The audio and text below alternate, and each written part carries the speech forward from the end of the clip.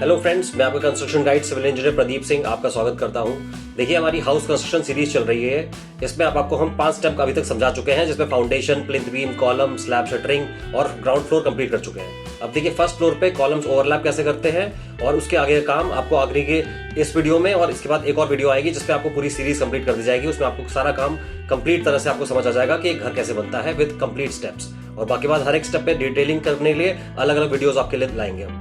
आइए देखिए, video start करते हैं। देखिए, इस वीडियो में आपके सामने ये सरिया मोड़ रहे हैं, क्योंकि आप देखिए ग्राउंड फ्लोर बन चुका है। ग्राउंड फ्लोर से जो कॉलम्स खड़े होते हैं, तो उसके बाद जब स्लैब ढलती है, ग्राउंड फ्लोर से कॉलम आते हैं, उनको फर्स्ट फ्लोर पे कुछ ऊपर प्रोजेक्शन निकालना पड़ता है। जैसे ग्राउंड फ्लोर आपका खत्म हो गया है, तो जो सरिया जो कॉलम आएगा, कॉलम का कुछ हाइट छोड़ के सरिया को छत के ऊपर निकालना पड़ता है। तो वो हाइट कैसे डिसाइड होती है? देखिए क्या होता है, जो कॉलम की ओवरलैपिंग होती है, ग्राउंड फ्लोर की और फर्स्ट फ्लोर की जो सरिया होती है, वो उसको बीच में ओवरलैपिंग करी जाती है h/2 पे। मतलब जो ग्राउंड फ्लोर से सरिया आ रही है और जो फर्स्ट फ्लोर पे कॉलम खड़ेगा, तो जो जॉइंट होगा, जॉइंट हमेशा बीच में आना चाहिए। यही गलती सबसे बड़ी लोग करते हैं। देखिए, इस साइड पे भी यही गलती हो रही है। यहाँ पे जो देखिए आप ओवरलैप हो रखा है, ये h/3 पे हो रखा है। मतलब ये मान लीजिए 3 फीट पे। अगर 10 फीट की स्लैब है आपकी, तो ये 5 फीट पे ओवरलैपिंग होनी चाहिए।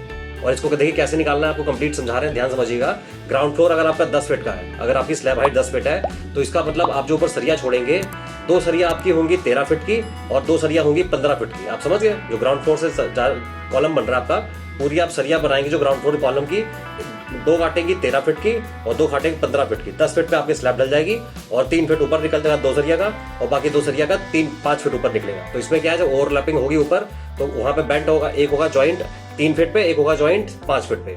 तो इसको बोलते हैं कॉलम ओवरलैपिंग। और ये कैसे डिसाइड किया जाता है? देखिए, इसको बोलते हैं लैपिंग लेंथ। लैपिंग लेंथ क्या होता है? तो 2 जॉइंट होते हैं एक कॉलम में, जैसे 4 सरिया होती हैं, 2 सरिया मान लीजिए 3 फीट पे जुड़ रही हैं और 2 सरिया 5 फीट पे।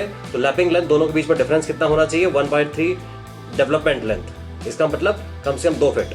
देखिए, आपको समझा रहे हैं हम अब लैपिंग लेंथ क्या होता है। मतलब एक कॉलम और दूसरे कॉलम में जब वो सरिया होंगी, सरिया कितनी ओवरलैप करनी है, मतलब कितना पोर्शन एक दूसरे के ऊपर ओवरलैप करना है। तो इसके लिए फॉर्मूला होता है, टेक्निकली फॉर्मूला होता है 50D, मतलब 50 × डायमीटर ऑफ बार। तो एग्जांपल आप ले लीजिए, जैसे नॉर्मली 12 mm की सरिया अगर यूज हो रही है, 12 mm की सरिया अगर यूज हो रही है, तो लैपिंग लेंथ मतलब एक दूसरे ऊपर कितना चढ़ाना है, ओवरलैप कितना करना है, 50D, 50 × 12 mm मतलब 600 mm। इसका मतलब होता है 2 फीट। तो आपको जो नीचे वाली सरिया आ रही है, मान लीजिए 3 फीट की सरिया आ रही है और ये 5 फीट की सरिया आ रही है, तो ऊपर जो ऐड करेंगे उसमें 2 फीट यहाँ ओवरलैप होगा, 2 फीट दूसरे वाले में ओवरलैप होगा। और दोनों ओवरलैपिंग में कितना डिफरेंस होगा? ये 3 फीट वाली, 5 फीट वाली, दोनों में होगा 1.3 लैपिंग लेंथ, मतलब 1.3 × 2 फीट। इसका मतलब 2.5। मतलब यहाँ पे क्या होगा, जो ओवरलैपिंग होगी 2 फीट की ओवरलैपिंग होगी, एक सरिया दूसरी सरिया पे ऐसे 2 फीट चढ़ेगा, 2 फीट ऐसे, और ये 2 फीट है हमारा। और ये जो यहाँ पे लेंथ है ओवरलैपिंग जोन, और ये दूसरा ओवरलैपिंग जोन है, दोनों ओवरलैपिंग जोन में डिफरेंस कितना होगा? 1.3 लैपिंग लेंथ। इसका मतलब समझ गया आप? समझ रहे हैं? और यहाँ पे देखिए यही गलती हो गई है। ये जो कॉलम बांध रहे हैं, कॉलम बढ़िया बांध रहे हैं, मगर इनने चारों कॉलम की जो बेंट है एक ही हाइट पे दिया है। तो इससे क्या हो सकता है, कभी मान लीजिए कोई अर्थक्वेक आए या फिर कुछ भी हल्का सा स्ट्रक्चर में सेटलमेंट हो, फाउंडेशन दबे, तो सरिया एक फिसलने का और टूटने का डर हो सकता है, कॉलम का रप्चर होने का डर हो सकता है। आई होप आप समझ रहे होंगे। देखिए, बढ़िया काम हो रहा है यहाँ पे। रिंग प्लेसमेंट जो हमने आपको पहले ही बता रखा है, रिंग प्लेसमेंट कैसे करते हैं। और देखिए 12 mm का कॉलम है, तो इसमें रिंग्स कितनी 8 mm की डल रही हैं, और रिंग से कितनी दूरी रखनी है? 6 से 7 इंच रखनी है। और देखिए जहां पे ओवरलैपिंग जोन होगा वहां पे 4 इंच रखिए। रिंग की जो प्लेसमेंट होता है, देखिए काम जो होगा सुपरविजन के अंडर यही चाहिए होता है। मतलब आप क्लाइंट को समझ नहीं आता है, उसको लगता है कि आराम से काम कराना, बहुत आराम से, कोई दिक्कत नहीं है, लेबर ठेका दे दिया और काम करा दिया। नहीं, बिना आर्किटेक्ट इंजीनियर के काम कराना, यही दिक्कतें होती है, टेक्निकल दिक्कतें। आपके स्ट्रक्चर के अंदर फॉल्ट हो जाता है, स्ट्रक्चर की फाउंडेशन में और स्ट्रक्चर के अंदर जो प्लास्टर के अंदर का काम होता है, उन सब में गड़बड़ हो जाता है, स्लैब के अंदर काम में गड़बड़ आता है। और सरिया ही आपकी जान होती है बिल्डिंग की। आरसीसी और रीइंफोर्समेंट यही आपका कॉलम फ्रेम स्ट्रक्चर होता है। इसी में गड़बड़ हो जाएगी तो आपका कहाँ फाउंडेशन बढ़िया बन पाएगी। तो आपके घर का देखिए, जब काम हो तो आपको सुपरविजन के अंडर काम करना है। और हमारे चैनल को लाइक शेयर सब्सक्राइब करिए, ताकि आपको ऐसी रेगुलर वीडियोस मिलती रहे। और आप जिससे भी काम करा रहे हैं, तो यहाँ पे आके एक बार कंसल्ट कर सकते हैं कि कैसा काम हो रहा है। अब देखिए, ये देखिए आपके सामने इसमें रिंग बांधी जा रही है। तो हमने आपको सबको समझा दिया। देखिए कॉलम जो होता है, कॉलम में मिनिमम 12 mm की सरिया डलती हैं, और ये 9x9 का कॉलम बन रहा है, तो इसमें 4 सरिया डली 12 mm की, और रिंग बन रही है 8 mm से। अब देखिए इसमें क्या होता है, जो आपको सारा समझा दिया, एक बार फिर से रिवाइज करा देते हैं। जो लैपिंग लेंथ होती है, लैपिंग लेंथ मतलब एक सरिया दूसरी सरिया के ऊपर कितनी चढ़ाई जाएगी, वो होता है 50D, 50 × D। अब जो आपको D मतलब 16 mm 20 mm जो भी है, उसके हिसाब से आप निकाल लीजिए 50D। एक सरिया दूसरे सरिया के ऊपर कितना चढ़ाई जाएगी। और लैपिंग ओवरलैपिंग जोन कितना डिफरेंस होना चाहिए, मतलब ये इसमें देखिए, इसमें गलती यही कर रहे हैं इस वीडियो में कि दोनों यहाँ पे ऐसे कर रहे हैं। दो सरिया ये हैं और यहाँ पे दोनों में बराबर हाइट पे ओवरलैपिंग हो रही है, और रियल में ओवरलैपिंग जोन ऐसे होता है, एक नीचे एक ऊपर, ताकि कभी डिफॉर्मेशन हो तो एक दूसरे को संभाल लिया जाए। और अब देखिए इसके बाद यही देखिए आराम से कैसे काम हो रहा है।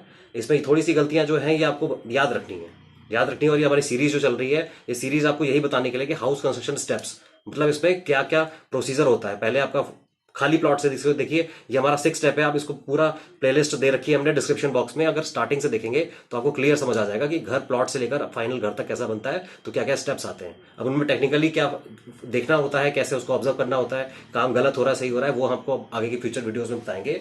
और आप इनकेस लखनऊ यूपी से बिलोंग करते हैं तो आप हमें भी हायर कर सकते हैं कंस्ट्रक्शन कॉन्ट्रैक्ट्स के लिए। हम अपनी टीम भेज सकते हैं आराम से, सुपरविजन कंसल्टेंसी सारा काम होता है यहाँ से, इंटीरियर कॉन्ट्रैक्ट आर्किटेक्चर डिजाइनिंग, जैसा आप बताइए वैसा आपका काम आपके अकॉर्डिंग हो जाएगा। और इनकेस आप कहीं यहाँ दूसरी स्टेट हैं, कहीं फार अवे हैं, तो यहाँ पे वीडियो देखिए, फॉलो करिए, और ये सब आपको नॉलेज रखिए अपने लिए, ताकि आपका काम सही हो। अभी देखिए कॉलम आपके सामने बांध रहे हैं, इसको खड़ा करके प्लेस करेंगे, तो आपको सारी गलतियां भी समझाएंगे इस वीडियो के थ्रू आपको कि क्या क्या गलतियां नहीं करनी है।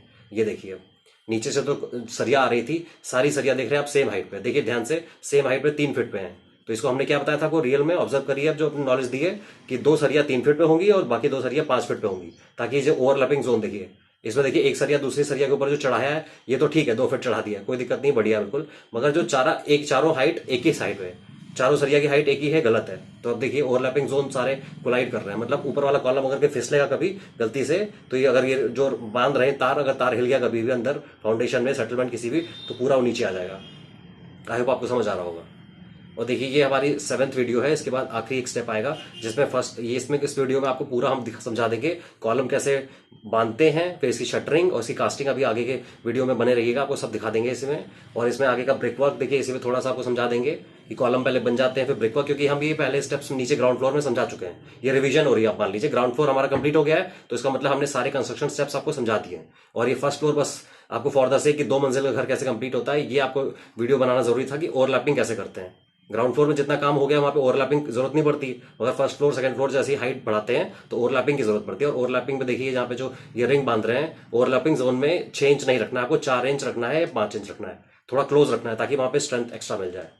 तो इसीलिए बस बने रहिए हमारे साथ, एंड लाइक शेयर सब्सक्राइब करिए, वीडियो का ऐसा रियल कंटेंट आपको लाते रहेंगे।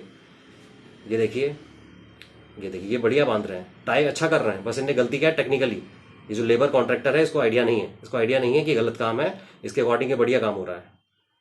तो आपको यही देखिए बचना है कि अपना काम आपको कैसे कराना है, और रिंग्स कैसे बनानी है। रिंग्स आपको हमने बता दिया था कि रिंग 8 mm की बनानी है, उसमें वो 135 डिग्री का हुक होना चाहिए। देखिए इसमें अब 90 डिग्री का है जो रिंग, देखिए रिंग का जो मोड़ा है, जो हुक है, हुक बिल्कुल सीधा सीधा है, ये 90 डिग्री नहीं होना चाहिए, इसको और अंदर होना चाहिए ताकि कभी खुले ना।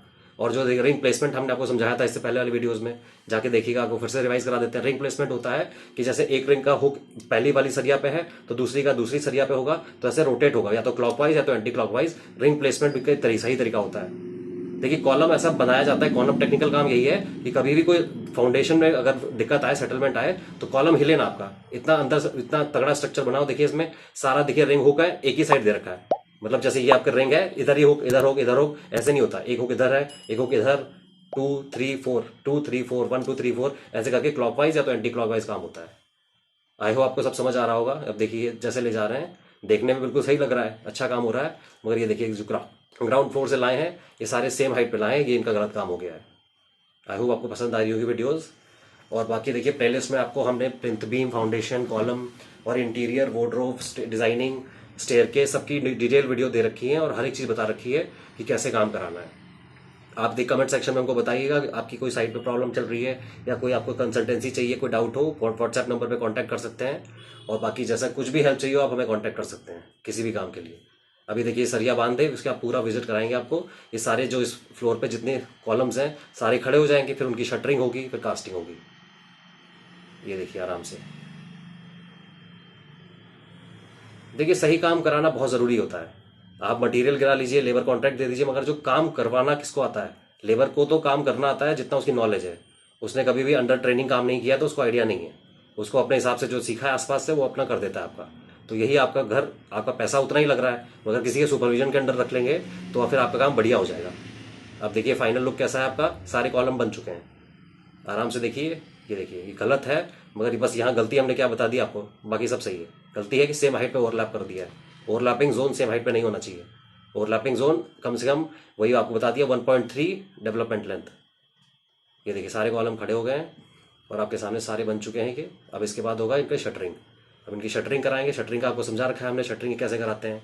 शटरिंग कराने में देखिए यहाँ पे 10 फीट की कॉलम है, सारे एक साथ डाल दिए गए हैं। 2 ऑप्शन होता है आपके पास कि 5-5 फीट करके कास्टिंग करिए या तो एक साथ ही 10 फीट कर दीजिए।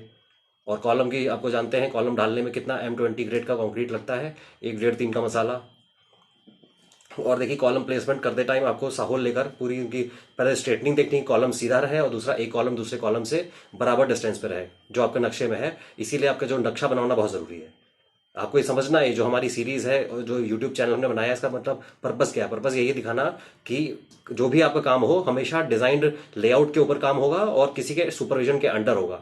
यही दोनों चीजें समझानी है जो मार्केट में नहीं हो रहा है। लोग सोचते हैं कि मटेरियल गिरवा दिया, लेबर डाल दिया, घर बन जाएगा, और उसी में घर में गलतियां होती है। प्लम्बिंग गलतियां, आगे सेटलमेंट गलतियां, क्रैकिंग हो जाती है, कभी ऊपर नीचे सीलन आ जाती है। तो ये क्यों आती है? ये इसीलिए आती है क्योंकि आपने बिना सुपरविजन काम करवाया है और लेबर इसकी जिम्मेदारी नहीं लेता। लेबर बस आया अपने दिहाड़ी लेके काम करके चला जाता है, पर तभी आपका लॉस हो जाता है। घर आपका देखिए कितना एक्सपेंसिव काम होता है, मगर आपको उसका उसी तरह मिलना भी चाहिए। अगर सबसे ज्यादा पैसा लग रहा है आपका तो पैसा आपका वसूल भी होना चाहिए। ये देखिए सारे कॉलम खड़े हैं आपके। अब इनको देखिए बांस, बल्ली, सरिया, बोरी, सीमेंट जैसे भी हो, जो भी इनको सही हो वो सब डालना है इसमें। देखिए सपोर्ट देखिए कैसे देना है इसको, बांस बल्ली से दे रखा है, ये रस्सी बांधिए, ये करिए। साहोल में लेना बहुत जरूरी है। अब देखिए इसकी ढलैया हो रही है, पहले इसके पेज सारे टाइट हो रहे हैं। और देखिए शटरिंग है, शटरिंग के अंदर शटरिंग ऑयल यूज़ किया है, शटरिंग ऑयल यूज़ किया है ताकि उसमें फिर आराम से कॉलम की स्मूथनेस आए बढ़िया आराम से। और जब डाल रहे हैं तो वाइब्रेटर से काम करना है, वाइब्रेटर नहीं है तो किसी रॉड और प्लैंक से करके उसको हिलाना है। वो देखिए उसके लिए टेक्निकल वीडियोस आपके लिए बनाएंगे। आरसीसी कॉलम प्लिंथ बीम के ऊपर हमने सारी वीडियोस बना रखी हैं, आप चैनल पे जाके देखिएगा। इसमें आपको बस स्टेप्स समझा रहे हैं, स्टेप्स के घर कैसे बनता है, उसमें क्या क्या बारीकियां होती हैं, और बारीकियां छोटी छोटी अलग अलग वीडियोज में आएंगी। यहाँ पे आपको वही देखना है कि बस आपके सामने आइडिया होना चाहिए कि घर में कितने दिन लगते हैं, कैसे लगते हैं, कितना काम होता है। वो देखिए खड़े कर दिए सारे, कास्ट कर दिए गए हैं, कास्ट कर दिए गए हैं। अगर ठंड का मौसम है तो मान लीजिए कम से कम 1.5 दिन बाद खोलिए, गर्मी है तो अगले दिन खोल सकते हैं। और उसको तराई बहुत जरूरी है, तराई बहुत जरूरी है। मान लीजिए कॉलम स्ट्रक्चर जो आरसीसी होता है, मान लीजिए जब से ग्राउंड फ्लोर से बन गया है, डेली साइट शुरू होने से पहले आपको तराई करनी है और साइट जब खत्म हो रही हो तब तराई करनी है डेली। जब प्लिंथ बीम से आपको समझा रहे हैं, जब प्लिंथ बीम भी डल गई है तराई डेली होनी है। Plinth beam, column, brick work, slab जितना भी है इन सबको पानी चाहिए, सबको भर के पानी चाहिए। ये देखिए अब चुनाई स्टार्ट हो गई है, कॉलम्स आपके खुल गए हैं तो ब्रिक वर्क्स आने खड़े हैं, बिक्स। अब देखिए ये सारी ईंटें एक दिन, वैसे तो रूल के अकॉर्डिंग 24 घंटे इनको गीला करना बहुत जरूरी होता है, मगर ये पॉसिबल नहीं हो पाता। तो काम करने से पहले एक बाल्टी या फिर के टैंक बनाइए, उस टैंक में डुबो डुबो के उसको कम से कम 15-20 मिनट कर करके एक एक लॉट रखते रहिए कि 100 ईटा रखा, उसको गीला किया, फिर आगे पास किया, उसको चुनाई में लगाया, फिर 100 ईटा रखा। अब ये देखिए इसमें आपको सबको समझाएंगे। कॉलम में जैसे ब्रिक वर्क हो रहा है तो उसमें पंचर करके इनने यहाँ डाला है जो चौखट लगाना है। चौखट के लिए पंचर करने की जरूरत नहीं होती, उसके लिए भी तरीके आते हैं। वो टेक्निकल तरीके सुपरवाइजर जो होगा आपका, इंजीनियर होगा, उसको आइडिया आते हैं, वो करवाएगा आपका अगर किसी को हायर करेंगे। ऐसे कॉलम कभी बना ढालने के बाद तोड़ा नहीं जाता, वो उसका पूरा स्ट्रेंथ खराब हो जाती है अगर बीच से टूट जाए तो। देखिए यहाँ पे दीवार है तो दोनों साइड दीवार है, तो आपकी इसमें लोहे के चौखट डल रही है कि यहाँ दीमक प्रॉब्लम होगी शायद से, इसीलिए होगी। यहाँ देखिए रप्चर करके उन्होंने कॉलम को फिर से भर दिया है। ऐसे प्लास्टर की तरह नहीं भरे जाते कॉलम, कॉलम की स्ट्रेंथ स्टार्टिंग में ही होती है और एक बार तोड़ने के बाद वो स्ट्रेंथ टूट जाती है।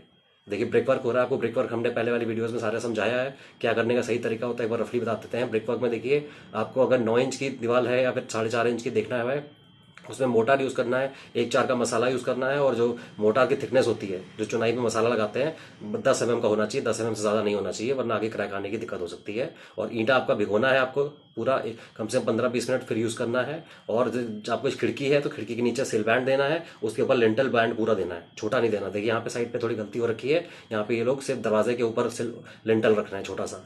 उसमें क्या है आपकी क्रैकिंग इतने एरिया में नहीं आएगी, मगर यहाँ से स्टार्ट होगी, क्रैकिंग होगी जरूर इनकेस कभी सेटलमेंट हुआ तो। अगर आप पूरा यहाँ से इस कॉलम से लेकर इस कॉलम तक यहाँ लिंटल बीम दे देंगे तो उसके बाद कोई प्रॉब्लम नहीं आएगी आपको।